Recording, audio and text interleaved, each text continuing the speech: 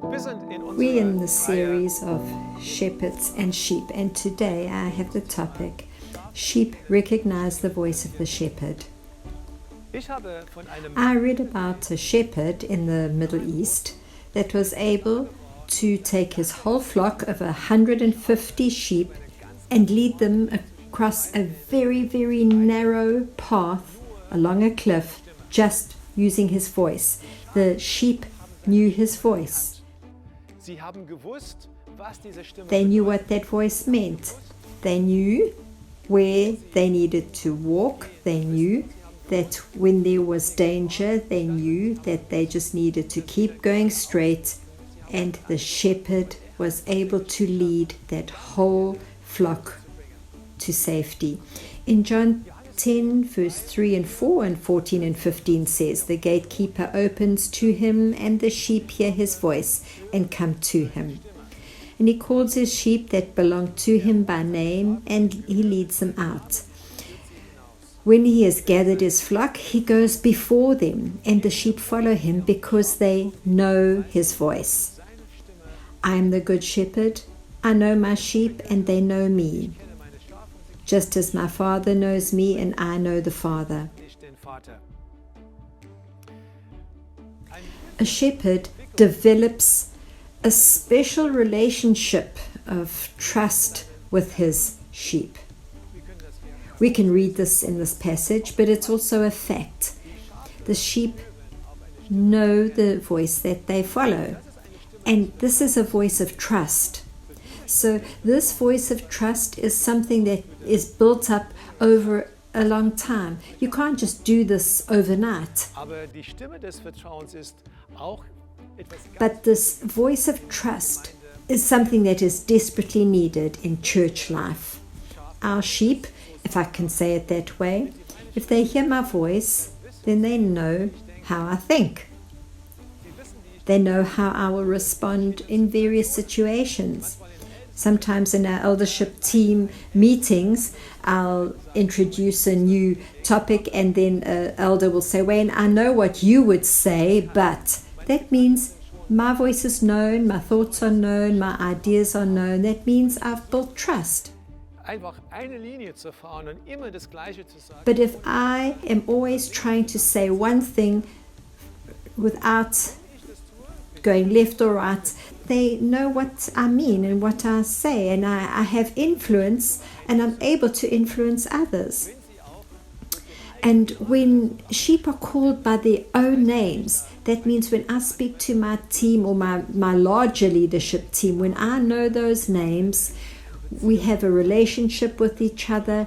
It has a whole different level of strength and influence, and we can move a whole lot together. Jeff von Vonderen said the following. He's an author of this topic, and he said, trust is not something that can be demanded or regulated. It is gained or lost on the basis of integrity or honesty. People who say what they mean and consistently live by their ideals are people you can trust. More consistency is required of spiritual leaders as evidence of spiritual authenticity. Even if you don't agree with a person or affirm their ideals, there is something trustworthy about a man or woman who is honest with you. You know where you stand. It feels safe. It's even safe to have another opinion. This kind of relationship takes a while to grow. You don't just have this overnight. It's something that takes a choice. It means that a choice has to be made in the beginning. Someone has to decide for this relationship. You decide to, or you choose to trust someone. Whether you're realizing that you're doing this or not, it's a process that happens inside you, and it's there. You may not have noticed it, but you've made this decision. I'm there because I see that I can trust this person. And so I see the more trust I'm wanting from others, I need to be transparent. It's so important that I have a team, that I'm embedded in that team, that they know me, that I'm also giving account for my life. I've been leading the church in Dresden for over 20 years now, the Jesusgemeinde, and I see that in this particular phase we are in right now, we have a very large building project, and where we're just about to begin now, my voice is very important.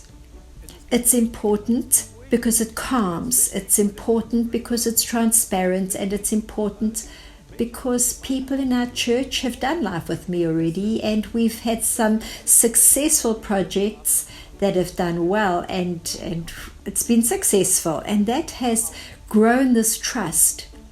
When I say something, my voice does have influence. And what does this mean practically for us? I think that it's important for us to see that this voice conveys vision in every church. Where you have a shepherd that is trustworthy, it's an important, wonderful factor for the church. And all those that listen to the voice, and if you are a church leader, don't give your voice away. Your church needs your voice because they know your voice. It's a voice that they trust. In difficult times, it's important that you are present, that you are seen. Maybe that you have to give a video clip where you can't reach everybody on one Sunday. In any case, it's important that they see that you have something to say about a specific topic, and that is calming for your church. In these corona times, you've needed to be present. The voices of the others in your team are also important. They can help, but it's important that in our team thinking that we don't then abdicate our important role within our team and in our church, where we start saying, well, you do this, you're delegating everything. No, your church know your voice, they need your voice. The others as well, but your voice is important. And of course, when it comes to preaching and leading, you can be present in very different areas, many different areas, without having to preach, but you do need to preach because they need to hear your heart. They need to be influenced in a way because you know them, because they have trust in you. The questions for today, for your homework. Firstly, if you are a leader, how strong is the trust in you? Speak to your friends and ask them what they think. We're not always the best judges of those things in us. Secondly, if it's weakened, what can you do to gain trust? I gave some ideas in video 17. It's about character and trust and a whole lot more. And you can listen to that and get some tips that you can work on. And thirdly, is your voice heard often enough?